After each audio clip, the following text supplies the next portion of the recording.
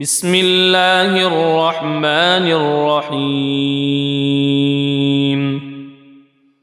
ياسين والقرآن الحكيم إنك لمن المرسلين على صراط مستقيم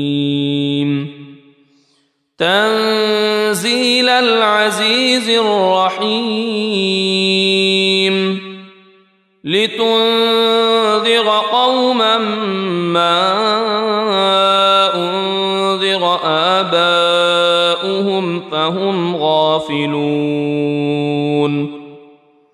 لقد حق القول على أكثرهم فهم لا يؤمنون إنا جعلنا في أعناقهم أغلالا فهي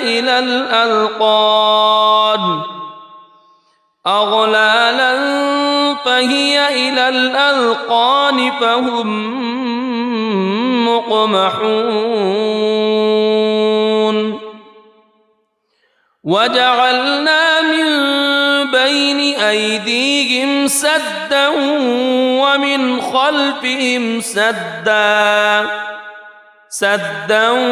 ومن خلفهم سدا فأغشيناهم فهم لا يبصرون وسواء عليهم أأنذرتهم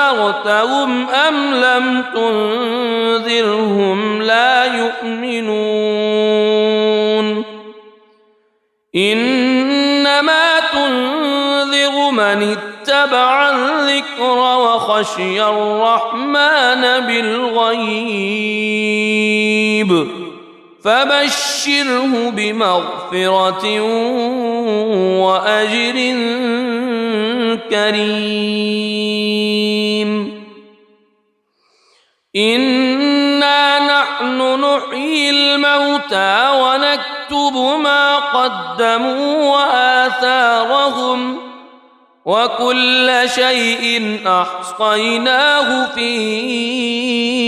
إمام مبين واضرب لهم مثلا أصحاب القرية إذ جاءها المرسلون إذ أرسلنا إليهم اثنين فكذبوهما فعززنا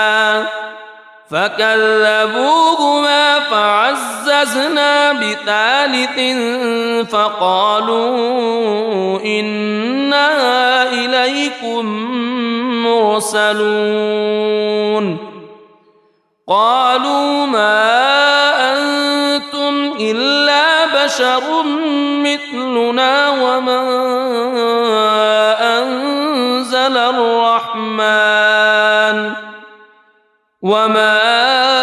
أنزل الرحمن من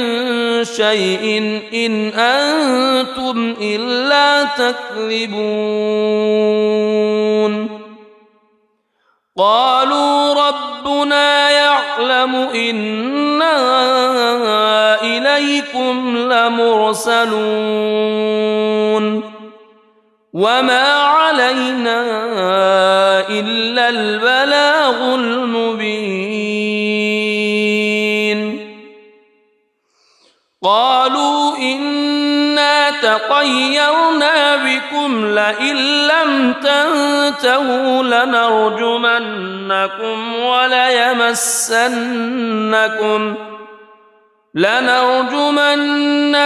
وليمسنكم منا عذاب أليم قالوا طائركم معكم أئن ذكرتم بل أنتم قوم مسرفون وجاء من أقصى المدينة رجل يسعى قال يا قوم اتبعوا المرسلين اتبعوا من لا يسألكم أجرا وهم مهتدون وما لي لا أعبد الذي فطرني وإليه ترجعون أأتخذ من دونه آلهة إن يردني الرحمن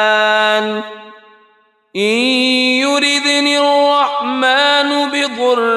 لا تغن عني شفاعتهم شيئا ولا ينقذون إني إذا لفي ضلال مبين إني آمنت بربكم فاسمعون قيل ادخل الجنة قال يا ليت قومي يعلمون بما غفر لي ربي وجعلني من المكرمين وما أنزلنا على قومه من بعده من جند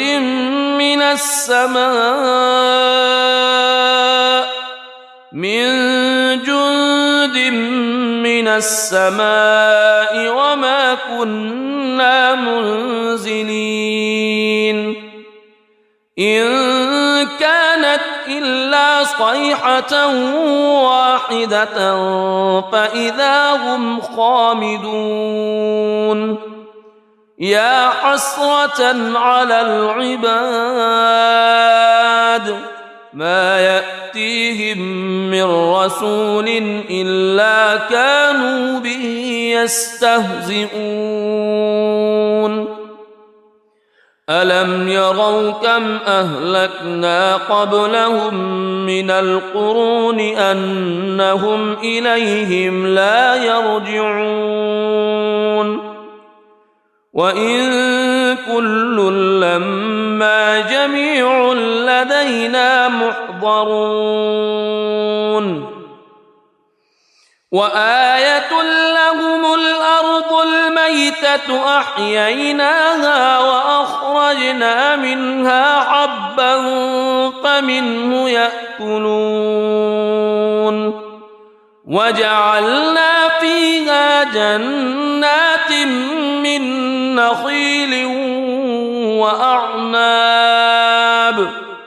من نخيل وأعناب وفجرنا فيها من العيون ليأكلوا من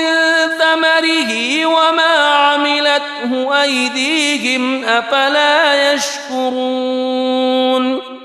سبحان الذي خلق الأزواج كلها مما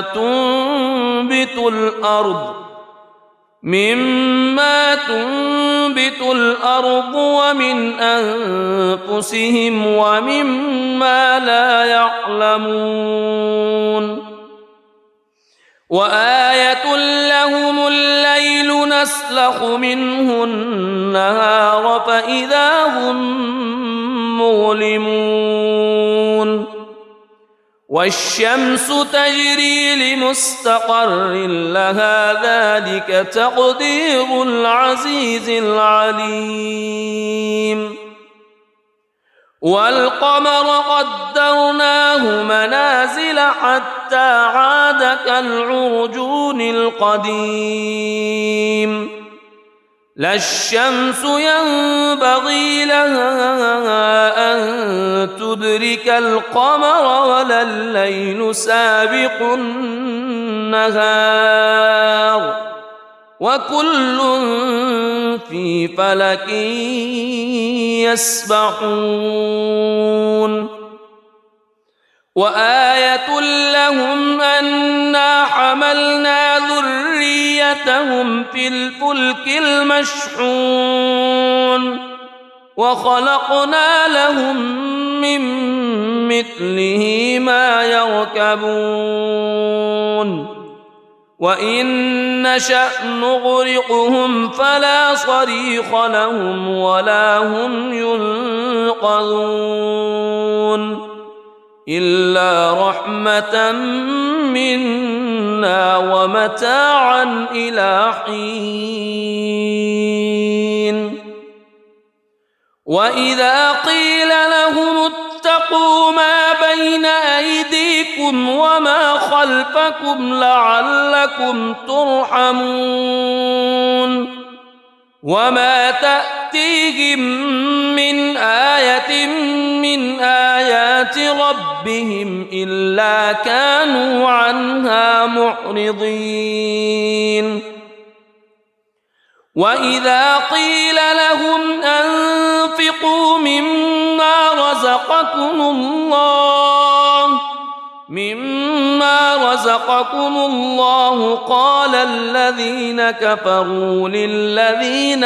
آمنوا أنطعم من لو يشاء الله أطعمه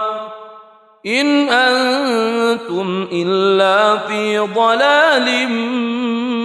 مبين ويقولون متى هذا الوعد إن كنتم صادقين ما ينظرون إلا صيحة واحدة تأخذهم وهم يخصمون فلا يستطيعون توصية ولا إلى أهلهم يرجعون ونفخ في الصور فإذا هم من الأجداث إلى ربهم ينسلون قالوا يا ويلنا من بعثنا من مرقدنا هذا ما وعد الرحمن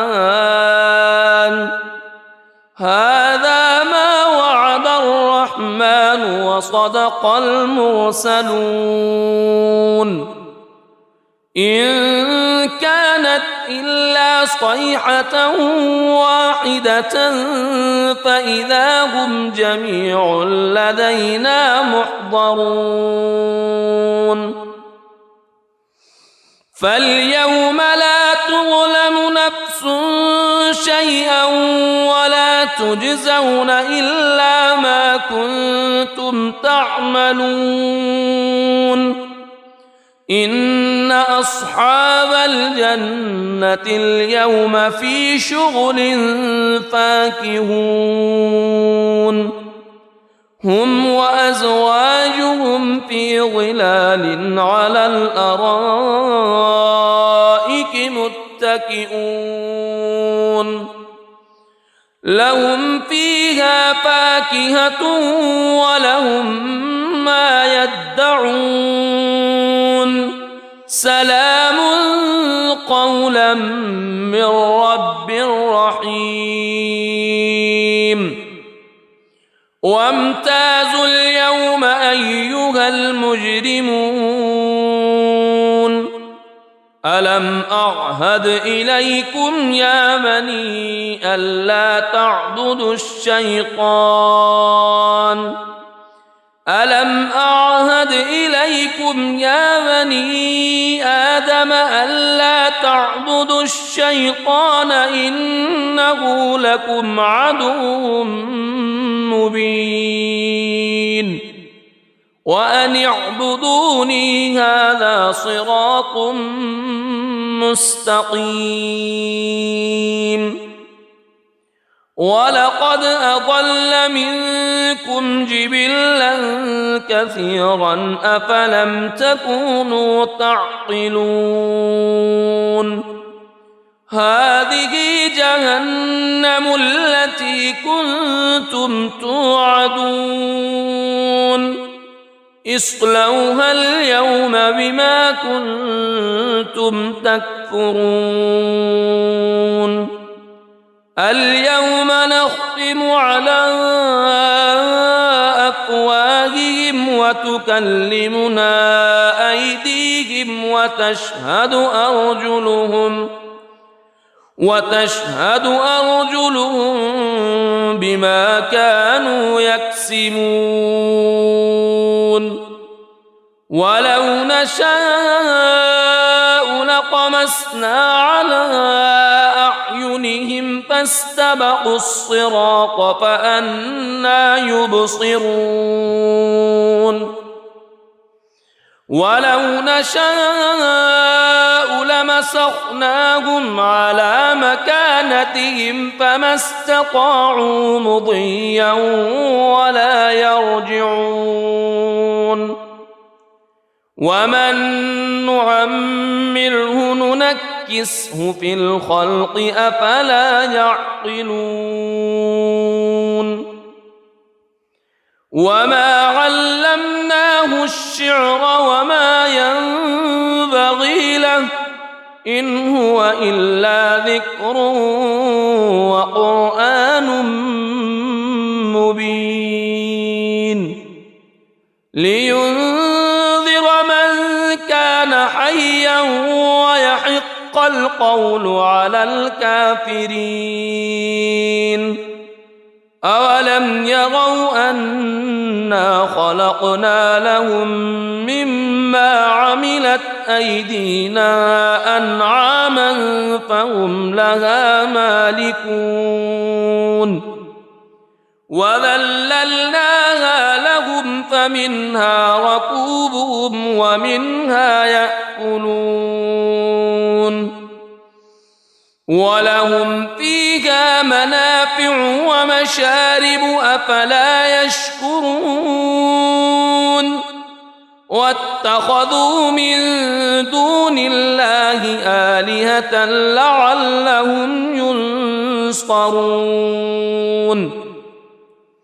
لا يستطيعون نصرهم وهم لهم جند محضرون فلا يحزنك قولهم إنا نعلم ما يسرون وما يعلنون أولم ير الإنسان أنا خلقناه من نطفة فإذا هو خصيم مبين وضرب لنا مثلا ونسي خلقه قال من يحيي العظام وهي رميم قل يحييها الذي أنشأها أول مرة وهو بكل خلق عليم الذي جعل لكم من الشجر الأخضر نارا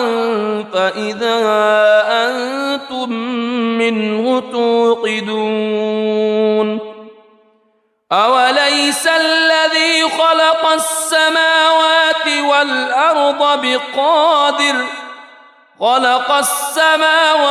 والأرض بقادر على أن يخلق مثلهم بلى وهو الخلاق العليم إنما أمره إذا أراد شيئا أن يقول له كن فيكون فسبحان الذي بيده ملكوت كل شيء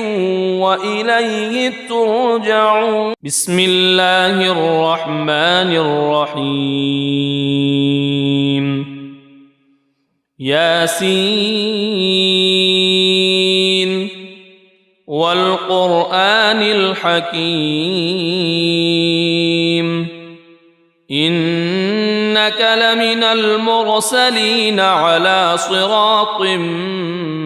مستقيم تنزيل العزيز الرحيم لتنذر قوما ما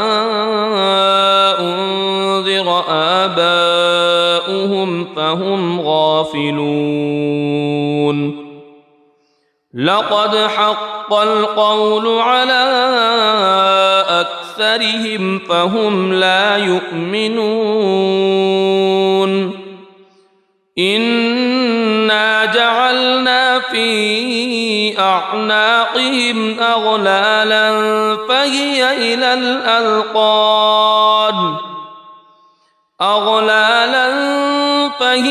إلى الأذقان فهم مقمحون وجعلنا من بين أيديهم سدا ومن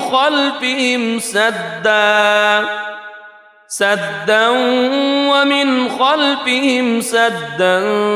فأغشيناهم فهم لا يبصرون وسواء عليهم أأنذرتهم أم لم تنذرهم لا يؤمنون إنما تنذر من اتبع الذكر وخشي الرحمن بالغيب فبشره بمغفرة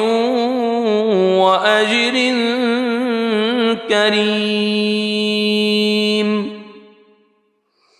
إنا نحن نحيي الموتى ونكتب ما قدموا وآثارهم وكل شيء أحصيناه في إمام مبين واضرب لهم مثلا أصحاب القرية إذ جاءها المرسلون إذ أرسلنا إليهم اثنين فكذبوهما فعززنا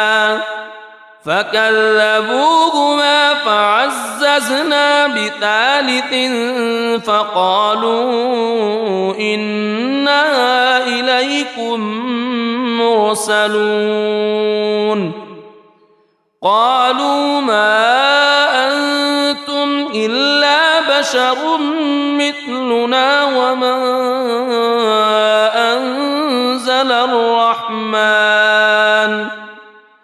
وما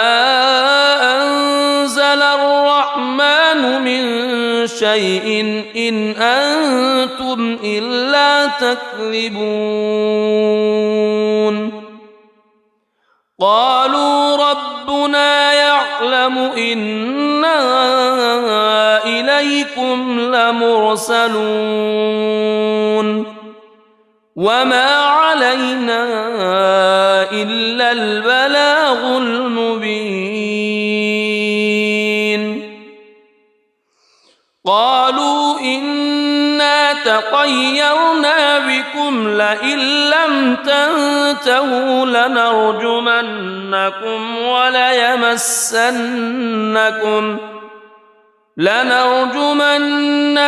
وليمسنكم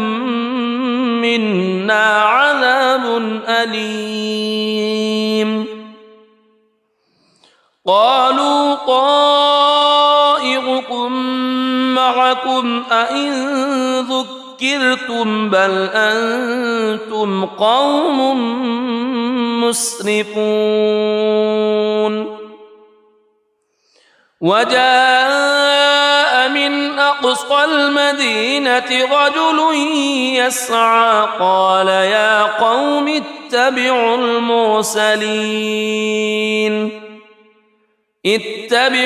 من لا يسألكم أجرا وهم مهتدون وما لي لا أعبد الذي فطرني وإليه ترجعون أأتخذ من دونه آلهة إن يردني الرحمن بضر لا تغن عني شفاعتهم شيئا ولا ينقذون إني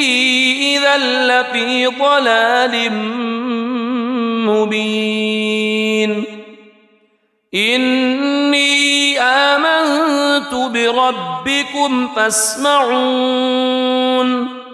قيل ادخل الجنة قال يا ليت قومي يعلمون بما غفر لي ربي وجعلني من المكرمين وما أنزلنا على قومه من بعده من جند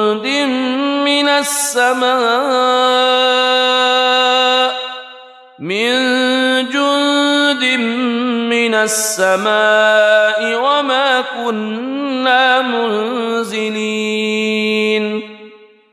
إن كانت إلا صيحة واحدة فإذا هم خامدون يا حسرة على العباد ما يأتيهم من رسول إلا كانوا به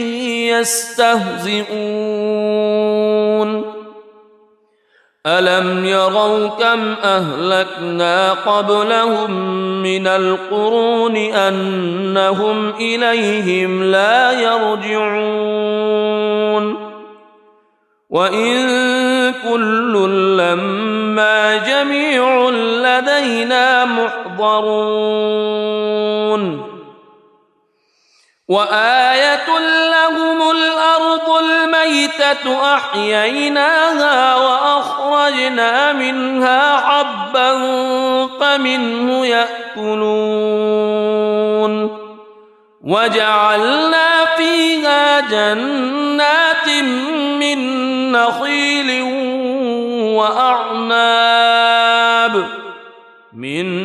نخيل وأعناب وفجرنا فيها من العيون ليأكلوا من ثمره وما عملته أيديهم أفلا يشكرون سبحان الذي خلق الأزواج كلها مما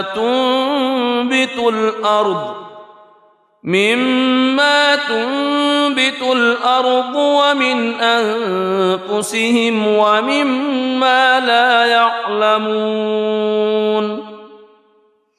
وآية لهم الليل نسلخ منه النهار فإذا هم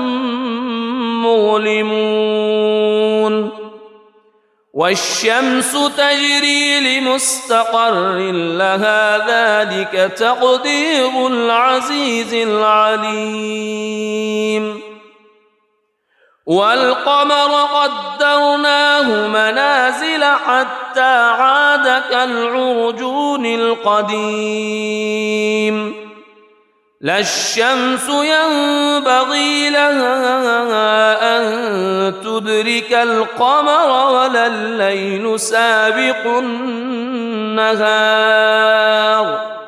وكل في فلك يسبحون وآية لهم أنا حملنا ذريتهم في الفلك المشحون وخلقنا لهم من مثله ما يركبون وإن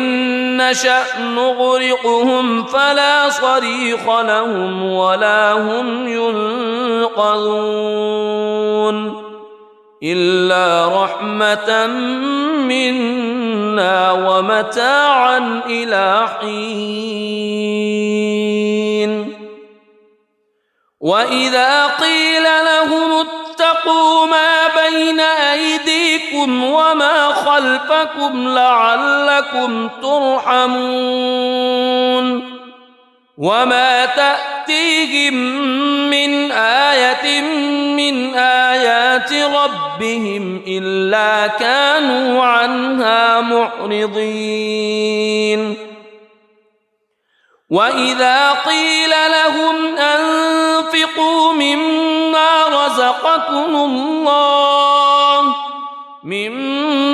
رزقكم الله قال الذين كفروا للذين آمنوا أنطعم من لو يشاء الله أطعمه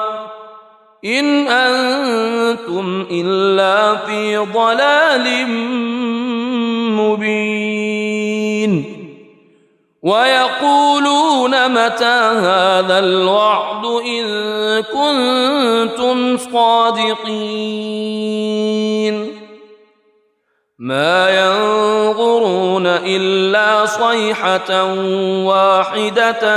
تأخذهم وهم يخصمون فلا يستطيعون توصية ولا إلى أهلهم يرجعون ونفخ في الصور فإذا هم من الأجداث إلى ربهم ينسلون قالوا يا ويلنا من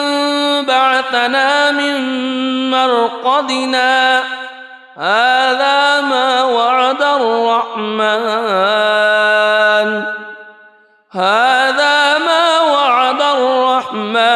وصدق المرسلون إن كانت إلا صيحة واحدة فإذا هم جميع لدينا محضرون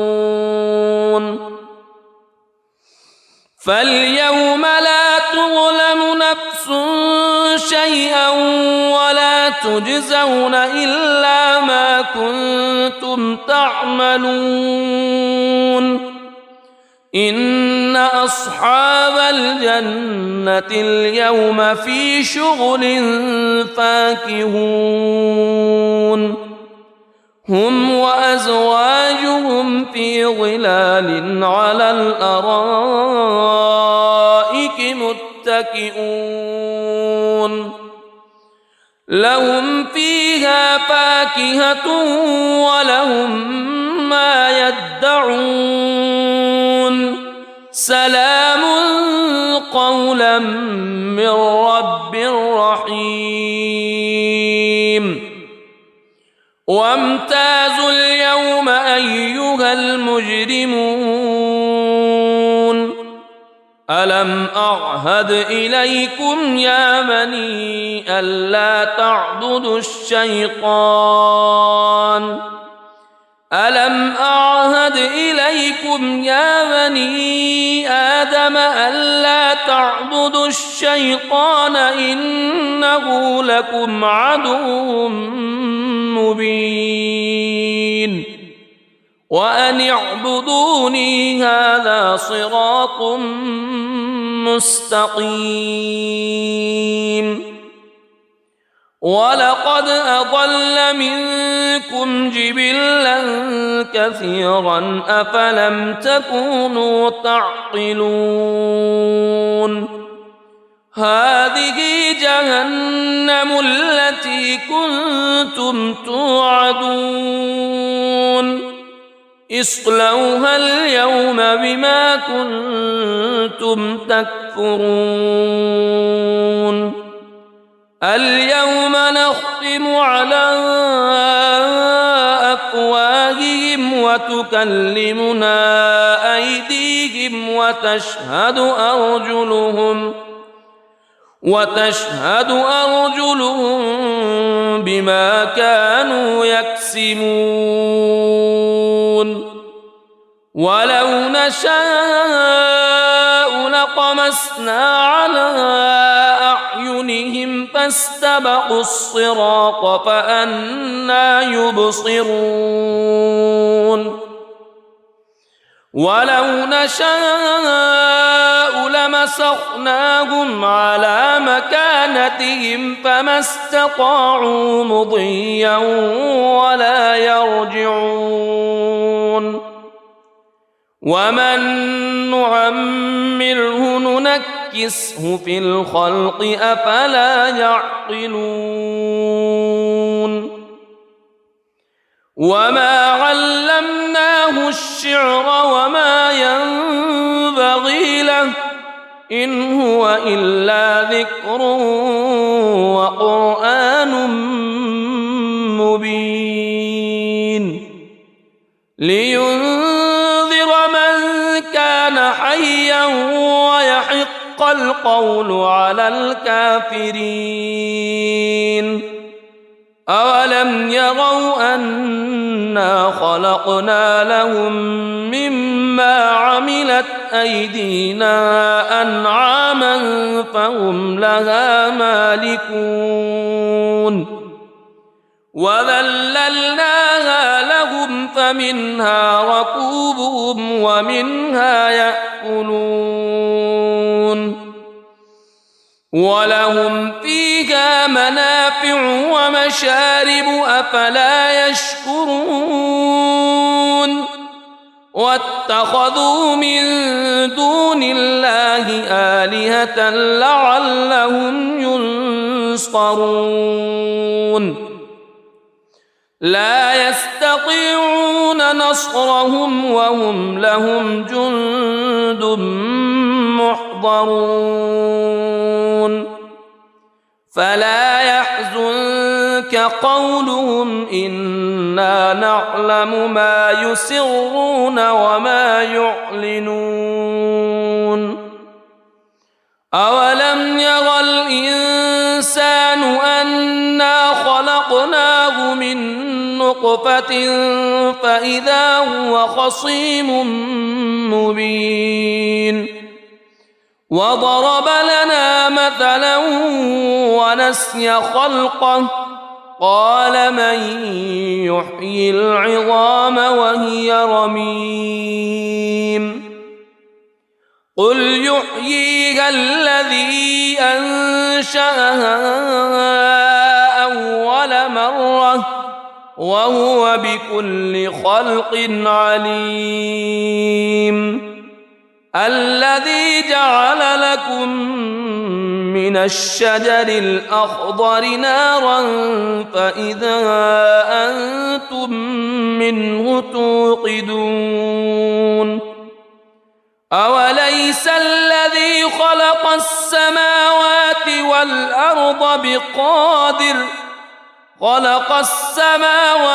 والأرض بقادر على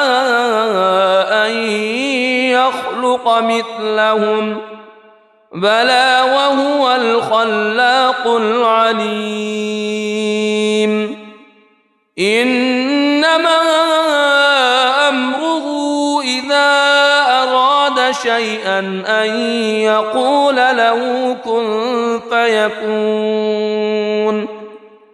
فسبحان الذي بيده ملكوت كل شيء وإليه ترجعون صدق الله العظيم.